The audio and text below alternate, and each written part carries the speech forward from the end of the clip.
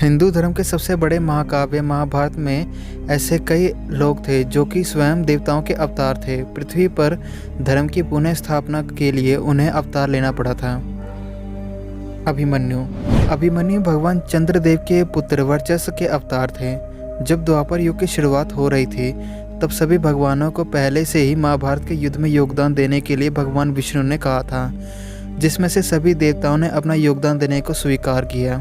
परंतु चंद्रदेव ने पृथ्वी लोक पर अवतार लेने से मना कर दिया, जिसके बाद सभी देवताओं के आग्रह करने पर उन्होंने अपने सबसे प्रिय पुत्र वर्चस्व को पृथ्वी लोक पर भेजने के लिए सहमत हो गए। लेकिन उन्होंने सभी देवताओं से ये शर्त भी रखी कि उनका पुत्र 16 वर्ष का होते ही वह चंद्रदेव के पास वापस आ जाएगा और उसे संसार में सबसे बड़े महाभारती और पराक्रमी योद्धा के रूप में जाना जाएगा। जिसके बाद सभी देवताओं ने सहमति जताई और फिर हुआ भी वहीं। अभिमन्यु जो वर्चस्व का अवतार था, सिर्फ 16 वर्ष की आयु में वीरगति को प्राप्त हुआ। अभिमन्यु तीसरे पांडव राजकुमार अर्जुन और यादव राजकुमारी सुभद्रा के पुत्र थे। वे अपने मामा कृष्ण और बलराम के शिष्य थे। कुरुक्षेत्र के 13वें दिन उनकी बेवजह हत्या कर दी गई। युद्ध में अभिमन्यु ने रुकमार्थ, बृहदल, लक्ष्मण, दुश्मना, कर्ण के 7 पालक भाइयों, शल्य के पुत्रों आदि सहित योद्धाओं को मार डाला और अश्वत्थामा, कृपाचार्य, कर्ण, शल्य सहित शक्तिशाली योद्धाओं को हराया। दुर्योधन, दुशासन आदि प्रत्यक्ष और संयुक्त आक्रमणों में जब उसके हाथ में धनुष था, वह अपने पिता अर्जुन की तरह ही एक महान योद्धा थे। वह पांडवों के सबसे प्रिय पुत्रों में से एक थे। द्रौपदी पूर्व जन्म में मुद्रा ऋषि की पत्नी थी। उनका नाम मुद्रनलिनी इंद्रसेना था। उनके पति की अल्पायु में मृत्यु उपरांत उसने पति पाने की कामना से तपस्या की। शंकर जी ने प्रसन्न होकर उसे वर्ण देने की इच्छा की। उसने भगवान शंकर से 5 बार कहा कि वह सर्वगुण संपन्न पति चाहती है। भगवान शंकर ने कहा कि उसे 5 गुणों से भरा पति मिलेगा, क्योंकि उसने पति पाने की कामना 5 बार दोहराई थी। द्रौपदी महाभारत के अनुसार पांचाल देश के राजा द्रुपद की पुत्री थी। वह पंचकन्याओं में से एक थी जिन्हें चिर को राजकुमारी कहा जाता था। कृष्येनी, यज्ञसेनी, महाभारती, सैरेंद्री, पांचाली, अग्निसुता आदि अन्य नामों से भी विख्यात थी। भीम महाभारत पांडु की दूसरी संतान थे। वह पांडु और कुंती के पुत्र और वायुदेव के भी पुत्र थे, क्योंकि उन्हें वायुदेव के आशीर्वाद से भीम प्राप्त हुए थे। महाभारत कई घटनाओं से संबंधित हैं जो भीम की शक्ति को दर्शाती है। शारीरिक रूप से भीम हनुमान और बलराम के बाद पृथ्वी पर सबसे शक्तिशाली व्यक्ति थे। भीम ने बकासुर, हिडिंबासुर, किरमिरा, जटासुर आदि सहित राक्षसों को मार डाला। भीम ने भयानक योद्धा जरासंध को हराया और मार डाला। भीम ने क्रोधवश राक्षस मणिमान और कीचक को भी मार डाला। कुरुक्षेत्र युद्ध में भीम ने अकेले ही 100 कौरव भाइयों को मार डाला। उन्होंने लगभग 10,000 हाथियों की शारीरिक शक्ति माना जाता है। भीम एक अजय पहलवान और अजय गदा सेनानी थे। कर्ण सूर्यदेव के पुत्र और राजकुमारी कुंती के पुत्र थे। उनका पालन पोषण राधा और अधिरथ नाम के पालक सूत माता ने किया था। अधिरथ राजा धृतराष्ट्र के लिए काम करने वाले सारथी और कवि पेशे थे। कर्ण एक निपुण योद्धा और एक प्रतिभाशाली वक्ता के रूप में बड़ा हुआ और दुर्योधन का एक वफादार दोस्त बन गया। उन्हें दुर्योधन द्वारा अंग देश का राजा नियुक्त किया गया। कर्ण कुरुक्षेत्र युद्ध में दुर्योधन के पक्ष में शामिल हो गए और भीम, युधिष्ठिर, नकुल, सहदेव, भक्तक, जरासंध, घटोत्कच जैसे योद्धाओं को हराया। वह 5 महारथी के बराबर थे। अश्वत्थामा महादेव के अवतार थे। अश्वत्थामा गुरु द्रोण के पुत्र और भारद्वाज ऋषि के पुत्र थे। अश्वत्थामा के पास दिव्य अस्त्र नारायण अस्त्र था। उन्होंने नारायण अस्त्र का इस्तेमाल किया और पांडव सेना की एक अक्षौणी सेना को मार डाला।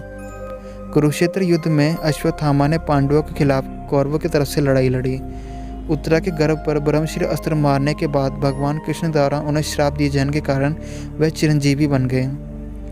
कुरुक्षेत्र के युद्ध में अश्वत्थामा को कौरवों के अंतिम सेनापति के रूप में नियुक्त किया गया था। दुख और क्रोध से उबरकर उन्होंने एक ही रात में पांडव शिविर के अधिकांश भाग को मार डाला। द्रोणाचार्य देवगुरु बृहस्पति ने ही द्रोणाचार्य के रूप में जन्म लिया था।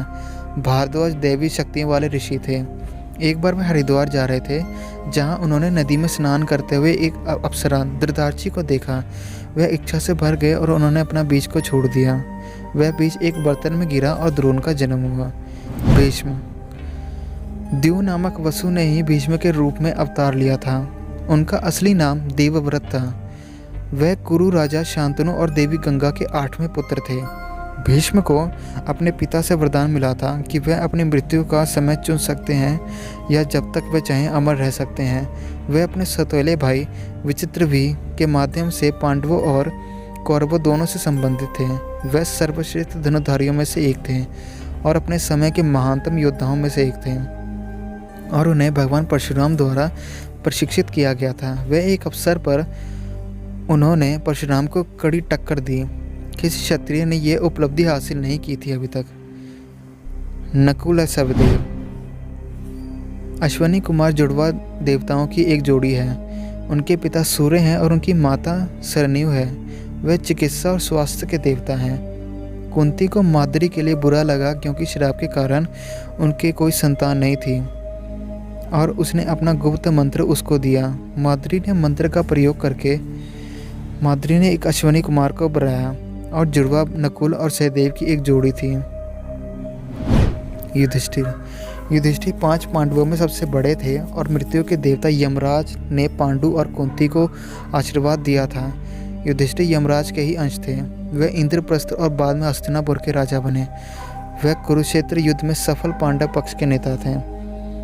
महाकाव्य के अंत में वह स्वर्ग में चढ़ गए थे। उन्हें एक दिव्य ऋषि द्वारा वरदान के रूप में दूसरी दृष्टि की आध्यात्मिक दृष्टि भी प्रदान थी। अर्जुन को पार्थ के नाम से भी जाना जाता है और धनंजय महाभारत का एक नाम पात्र है। अर्जुन कुरु साम्राज्य में कुंती के और इंद्र के पुत्र थे। वे पांडव भाइयों के तीसरे थे और अलग अलग समय में द्रौपदी, उलूपी, चंद्रागता और सुभद्रा से उनका विवाह हुआ था। उनके 4 बच्चों में इरावान, बब्रुवान, अभिमन्यु और शूद्रकर्मा शामिल थे। अर्जुन अतिमार्थी वर्ग के योद्धा थे। वह भगवान श्री कृष्ण के चचेरे भाई और सबसे अच्छे दोस्त थे। वह महाभारत के सर्वश्रेष्ठ धनुधर और महानतम योद्धा थे। उन्होंने अश्वत्थामा, कृपाचार्य, कर्ण, भीष्म और द्रोण जैसे योद्धाओं को हराया था और उन्होंने भीष्म, कर्ण, भूमिश्रवा जैसे कई महानतम योद्धाओं को मारा था। दुर्योधन पुलस राक्षस का अंश था। दुर्योधन को सुयोधन के नाम से भी जाना जाता है। महाभारत में एक प्रमुख विरोधी थे और कौरवों में सबसे बड़ा था। एक अंधे राजा धृतराष्ट्र और रानी गांधारी के 100 पुत्र थे। अंधे राजा के ज्येष्ठ पुत्र होने के नाते वह अपने चचेरे भाई युधिष्ठिर के साथ कुरु साम्राज्य और उनकी राजधानी हस्तिनापुर के युवराज थे जो उनसे बड़े थे। विदुर ऋषि मंडव्य के श्राप के अनुसार यमराज को ही मनुष्य जन्म मिला था, जिन्होंने कि विदुर के रूप में जन्म लिया था। विदुर को कुरु साम्राज्य के प्रधानमंत्री और पांडवों और कौरव के चाचा के रूप में देखा जाता है। उनका जन्म एक दासी से हुआ था। कृपाचार्य वे रौद्र के एक गण के अवतार थे। कृपाचार्य शारदवन और जनपति के पुत्र थे, जिनका जन्म विशेष रूप से असाधारण तरीके से हुआ था। वह महर्षि गौतम के पौत्र थे। वे ऋषि अंगिरस के वंशज थे। उन्हें अपनी बहन कृपि के साथ राजा शांतनु ने गोद ले लिया था। बाद में कृपाचार्य एक आचार्य बन गए। शाही बच्चों के शिक्षक उन्हें कृपाचार्य नाम से दिया गया। उनकी जुड़वा बहन कृपि ने द्रोण से विवाह कर लिया। रुक्मणी द्रौपदी राजा भीष्म की पुत्री रुक्मणी के रूप में लक्ष्मी जी ने अवतार लिया और द्रौपदी के रूप में इंद्राणी ने अवतार लिया। कंस अपने पूर्व जन्म में कालनेमी नामक असुर था। वह विष्णु साम्राज्य का अत्याचारी शासक था जिसकी राजधानी मथुरा थी। उन्हें हिंदू साहित्य में मानव या असुर के रूप में विभिन्न तरीकों से देखा जाता है। पुराण में उन्हें असुर के रूप में देखा जाता है, जबकि हरिवंश में उसे मनुष्य के शरीर में पुनर्जन्म लेने वाले असुर के रूप में देखा जाता है। उनके राजघराने को भोज कहा जाता था। इस प्रकार उनका दूसरा नाम भोजपति था। शिशुपाल हिरण्यकशिपु का अंश था।